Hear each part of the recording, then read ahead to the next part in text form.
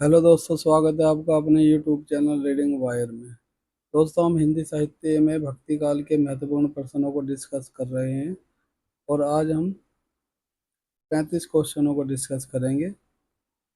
जो शेष क्वेश्चन रह जाएंगे उनको नेक्स्ट क्लास में डिस्कस करेंगे। चैनल को सब्सक्राइब जरूर करें। तो शुरू करते हैं आज की ये क्लास। भक्ति काल के 100 प्रश्न, जिसमें से आज हम 50 क्वेश्चनों को डिस्कस करेंगे।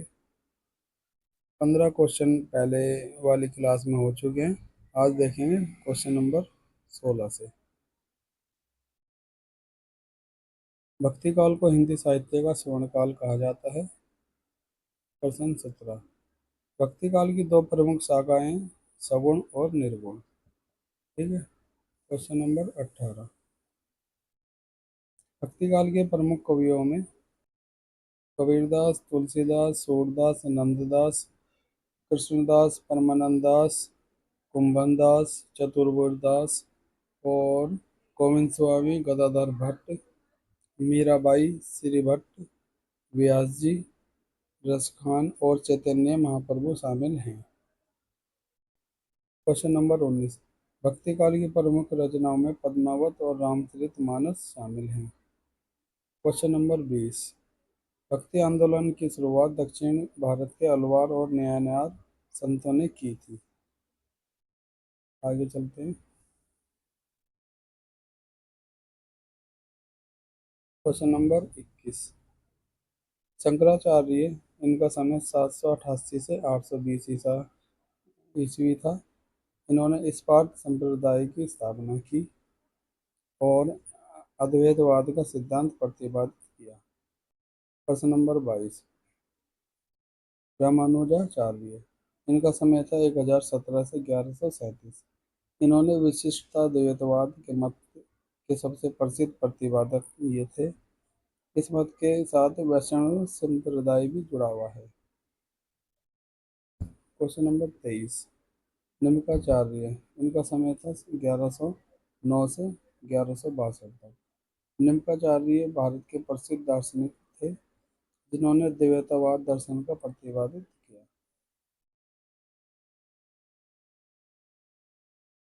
नंबर 24। माधवाचार्य, 1238 से 1317। द्वैतवाद सिद्धांत के प्रवर्तक माधवाचार्य थे और भक्ति आंदोलन के समय प्रमुख दार्शनिकों में से एक थे। Question number 25।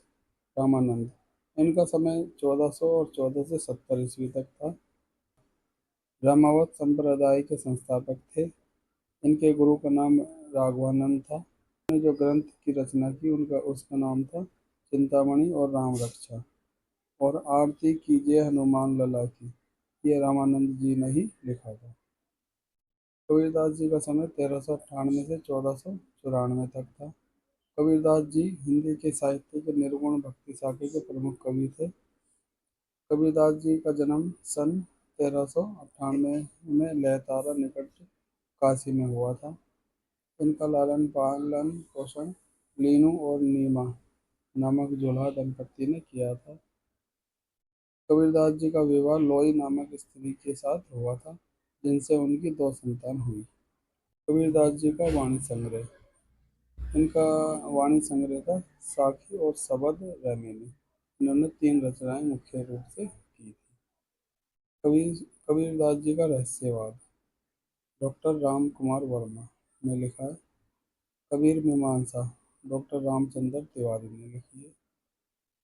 कबीरदास जी की भाषा ब्रज और सुदक्कड़ी भाषा थी।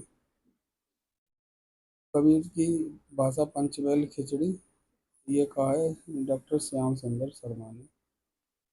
भाषा का डिटेक्टर, ये कहा है हजारी प्रसाद द्विवेदी ने। कबीर की भाषा संत भाषा, यह कहा है डॉक्टर बच्चन सिंह ने। कबीर की दवाई, मैसी कागज तो छुआ नहीं, कलम गई ना हाथ। इस पंक्ति में कबीरदास जी का कहना है कि मैंने कभी कागज को छुआ नहीं और ना कभी कलम को हाथ में लिया। अर्थात कबीर जैसा देखते थे वैसा ही बोलते थे और उनके शिष्य उसको लिख लेते थे। कबीर के प्रमुख शिष्य धर्मदास जी हैं, जिन्होंने उनकी रचनाएं संकलित की थी। प्रश्न नंबर 31, तू कहता कागज की लेखी, मैं कहता आँख अनदेखी। प्रश्न नंबर 32, रैदास। रैदास जी का समय 1450 से 1518। इनके गुरु रामानंद थे और शिष्या थी मीराबाई। प्रश्न नंबर 33, गुरु नानक देव जी। इनका समय 1469 से 1539 था। इनका जन्म लोहार ननकाना साहिब पाकिस्तान में हुआ था। इनकी माता का नाम तृप्ता और पिता का नाम कालचंद खत्री था। इनकी पत्नी का नाम सुलक्षणी था और पुत्र लक्ष्मीचंद और श्रीचंद थे। प्रश्न नंबर 34, गुरु नानक देव जी सिखों के प्रथम आदि गुरु थे और इनके अनुयायी इनको नानक, नानक देव जी, बाबा नानक और नानक जी नामों से संबोधित करते हैं। आगे चलते हैं। प्रश्न नंबर 35, गुरु नानक देव जी। नानक अपने व्यक्तित्व में दार्शनिक, योगी, गृहस्थ, धर्म सुधारक, समाज सुधारक, कवि, देशभक्त और विश्व बंधु सभी के गुण समेटे हुए थे।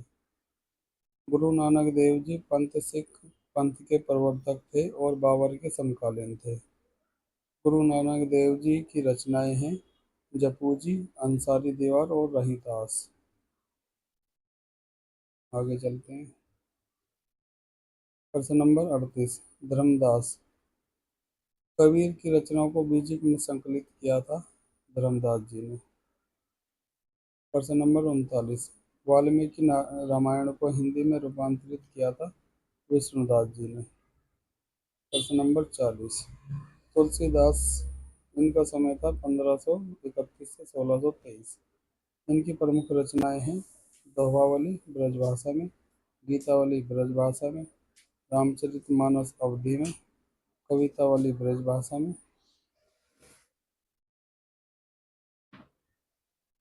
विनय पत्रिका गीत शैली में, रामलला अवधी भाषा में, पार्वती मंगल अवधी भाषा में, जानकी मंगल अवधी भाषा में।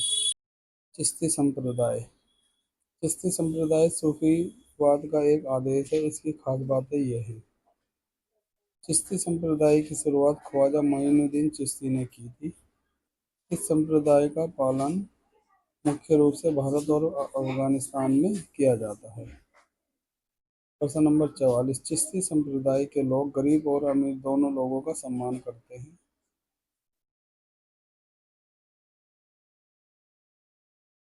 प्रश्न नंबर